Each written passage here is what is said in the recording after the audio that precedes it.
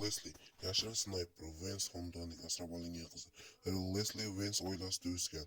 U yerda otasi zodagonlar oilasining xavfsizligini ta'minlagan. Raqib oilaning hujum paytida Lesliening otasi o'ldirilgan.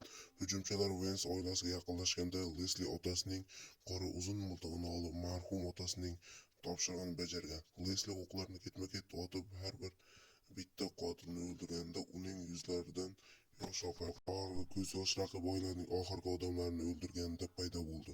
Leslie Vance oilasi tomonidan asrab olingan. Zodagonlar oilasining bobosi hatto ularning yagona merosxo'ri Harli ham o'z qaramog'iga oldi. Harli tabiatan bezovta edi.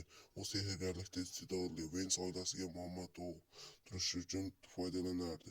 Faqat Leslie Harlini nazorat ostida ushlab tura olardi. Harlining bezovta qiluvchi harakati Lesliening vijdonidagi iliqlikni so'nggi qismi edi. Harlining xavfli tong yurtiga qanday sayohat qilganini eshitgandan so'ng Leslie o'zining ishonchli merosxo'r miltig'ini olib, uning orqasidan ergashdi. Uzoq va mashaqqatli sayohatdan so'ng u bir vaqtlar voyaga yetmagan yosh bola Harlining boshidan kechirgan ko'plab hayot tajribalari orqali o'zgarganini aniqladi. U asrab olingan ukasini bu yerda o'qitish, yashirish deb qaror qildi. Shu bilan birga uni sayyohlardan himoya qildi. O'sha kundan boshlab Harlining sehridan aziyat chekkan barcha maxluqlarga ham qora o'q uzildi. Tez orada sirli qora snayperning ortidan kelgan sehrli yigit haqida hikoya tarqaldi.